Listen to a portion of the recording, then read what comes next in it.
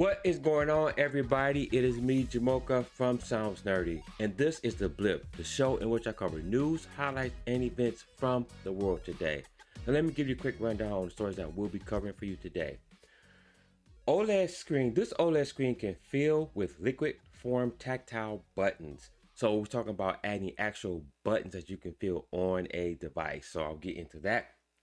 The Pixel Watch 2 could launch along with the Pixel 8 series this fall.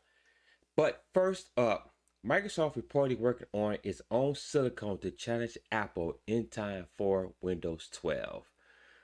I will dive into each of these stories, but before I jump into that, if you are new to this channel, consider doing me a huge favor and hit that subscribe button, as well as don't forget to hit that notification bell so you don't miss any new videos that I put out. Also, all the stories that I will be covering today can be found on my website at soundsnerdy.com, where I curate tech news from around the web and bring it to you in one convenient location so you don't have to navigate to 15-20 different websites to get all your tech news. So if you want to stay up to date with the latest tech news, head over to soundsnerdy.com. All right, let's jump into our first story here. Microsoft reportedly working on its own silicone to challenge Apple in time for Windows 12. This is the story out of laptopmag.com. Microsoft is not only busying itself building out Windows 12, but now the tech giant is rumored to be working on a new ARM CPU to challenge Apple's M series. Some of the Apple's M1, M2, and now reportedly the M3 should be coming out probably next year. According to a report from Windows Latest, an in-house Microsoft silicone team has been created. It is understood that the company is optimizing Windows 12 for ARM silicone. The rumored developments all come together with the looming Windows 12 release, which is supposed to feature ARM silicone optimization to take advantage of the AI capabilities that Microsoft has been pushing out via its Faulty Edge browser and Bing search engine. They talk about OpenAI's ChatGPT that Microsoft has integrated within the Microsoft Bing search engine, and they've also integrated AI into another Office 365. I think you have Copilot. So Microsoft is in a big push towards AI. So seemingly this chip is supposedly going to take advantage of that. Rumors of Microsoft working on its own silicone started based on the job listings that were posted and then taken down by the tech giant. The position was described as positions related to custom silicone accelerators, system on chips or SoCs, and high performance, high bandwidth designs, which suggests that Microsoft is working on building its ARM based chipset to take a swing at Apple. Microsoft is trying to build its ARM based silicone to challenge Apple's M series as it prepares to build out and release Windows 12, which is challenging enough, but they seem to be moving full steam ahead.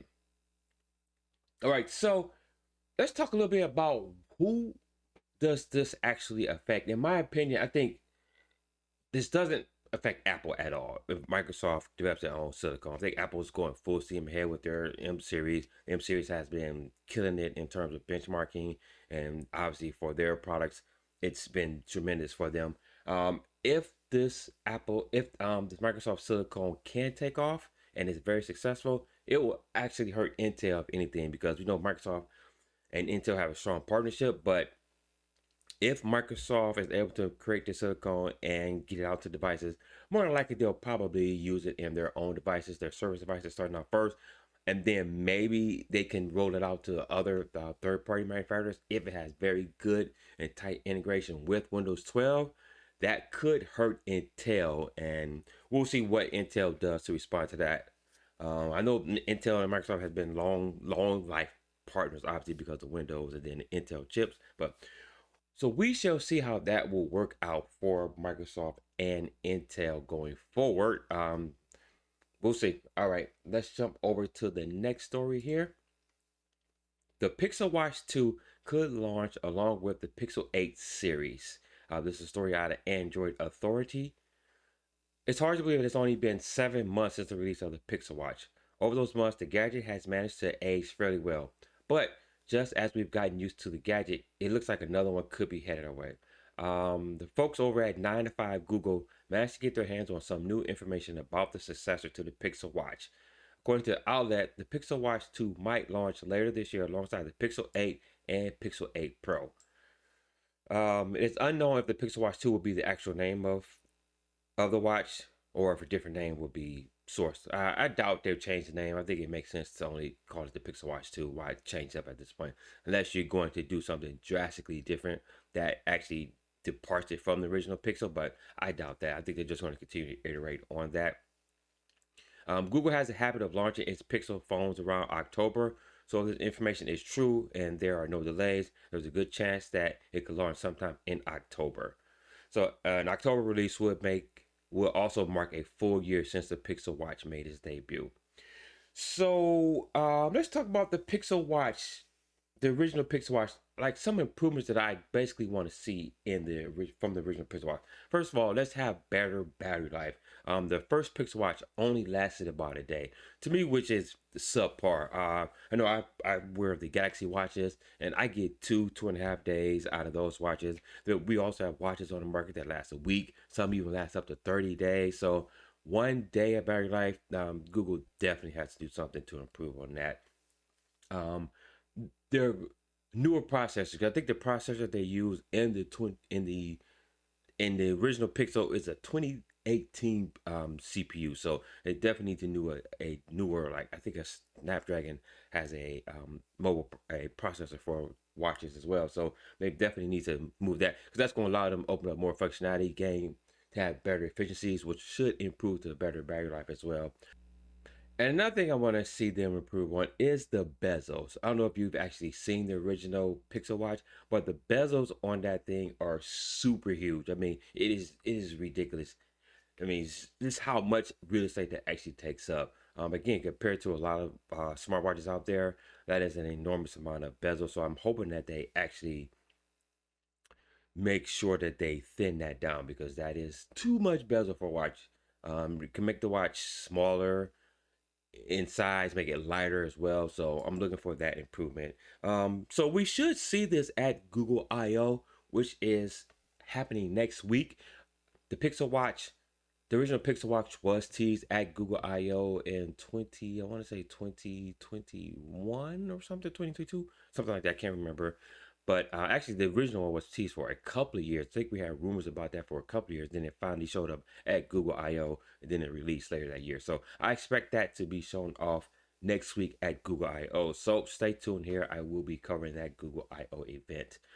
Okay, let's move on to our last story for today. This OLED screen can fill with liquid to form tactile buttons. This is a story out of Engadget. Swiping and tapping on flat screens is something we've learned to deal with within smartphones, tablets, and other touchscreen gizmos. But it doesn't come close to the ease of typing on the hardware with keyboard or playing a game with physical controller. To that end, researchers Craig Schultz and Chris Harrison with the Future Interfaces Group (FIG) at Carnegie Mellon University have created a display that can protrude screen areas in different configurations. It's a concept we've seen before, but these versions is thinner and lighter and more versatile. So we've seen this done before. Actually, let me click on this here. Back in 2015 here, Tactis showed off a touchscreen here where you can see the buttons protrude. But I think this actually goes back to even further. 2012 is when Tactis actually showed off its first concept of that. So this technology has been worked on for the past 10 years. And it looks like finally we may get something that may come to market. FIG's flat panel haptics tech can be stacked under an OLED panel to create the protrusions. Imagine screen sections that can be inflated and deflated with fluid on demand. This could add a new tactile dimension for things like pop-up media controls, keyboard, and virtual game pads you can find without fumbling around on the screen. As Gizmodo notes, haptic feedback like Apple's taptic engine produces natural feeling vibrations, but doesn't help you find on-screen elements by touch alone. For activities like typing and playing games that require rapid-fire response time, a screen with pop-up elements could make things much less frustrating. So that is pretty stunning. Before you can see here, this is what it looks like but I have a video down at the bottom that I will show, that will show a little bit more of it working in um, in action. The embedded electroscopic pumps (EEOPs) are areas of or arrays of fluid pumps on a thin actuation layer built into a touch screen device like a smartphone or a car display. When the on-screen element requires a pop-up button, fluid fills with a section of the EEOP layer, and the OLED panel on the top bends to take that shape. The result is a button that sticks out from the flat surface by as much as 1.5 millimeters, enough to feel the difference. When the software dismisses it, it recedes back into the flat display. The research team says filling each area takes about 1 second, and they feel solid to the touch. If this concept sounds familiar and you've been following consumer tech long enough, this may remind you of Tactile's Rising Touch Keyboard. That's something that I alluded to already back from 2012, which ultimately ended up being a bulky iPad mini case. Fig's prototype can take on one or more dynamic shapes and sizes, and the research team says that their version's thinness sets it apart from similar attempts. The main advantage of this approach is that the entire mechanical system exists in a compact and thin form factor. So I'm going to go down here to this video right here and play it for you just so you can see what it looks like. So you take a look here. Now, actually, I am loving the concept here. As you can see, the bubbles kind of pop up there and it displays buttons for you. So what I think, as far as Mike, I do have a little bit of concerns about this. As far as durability, how durable will this be? And with durability, if it breaks down, how will that impact your use? Will the buttons get stuck in the on form or up formation? Who knows? Hopefully that is not the case, but we know how technology works. Something that can go wrong will go wrong, and it has always goes wrong. So we'll see how that works out. Also, added thickness to that. So overall thickness of this device is about 5 millimeters, looking at the entire device itself, or the configuration that they have here. It's about 5 millimeters thick. So that's not even including the OLED display from the device that you actually have. So currently, most smartphones are around 7 to 8 millimeters thick. So you're thinking of adding another 5 millimeters, take away maybe 1 or 2 millimeters for the display that's probably already there. You're probably looking at anywhere between 10 to 12 millimeters of thickness for a device. Hopefully they can shrink that down, because we don't want a device that's another 50% thicker than what we already have. The devices are already starting to get a little bit thicker, so hopefully they can improve the technology where they can shrink that down to a little bit smaller than 5 millimeters, because we actually don't want thicker devices. And another thing, I think the best use case for these will obviously be using it on the keyboard for your touchscreen. I like the haptic feedback on keyboards, but actually having buttons will give that feedback a little bit, make your typing probably a little bit more fluid, a little bit better, a little bit closer to an actual keyboard. And another use case is actually using it has tactile feedback in a car display. So instead of having to have an all touchscreen when you're trying to fumble around for something, you can actually have physical buttons that protrude out when you navigate to a certain screen on your car display, so that way you can just push that button. You can actually just feel for it without having to look at the touch screen. So it actually makes your driving a little bit safer. So I'm excited for that, and so I'm hoping that this technology will come to fruition. I didn't hear anything about a date or anything, but we've seen this technology for the past 10, 11 years. So hopefully it does come to market pretty soon, because I think it would definitely help. It would definitely make our smart device usage a little bit better.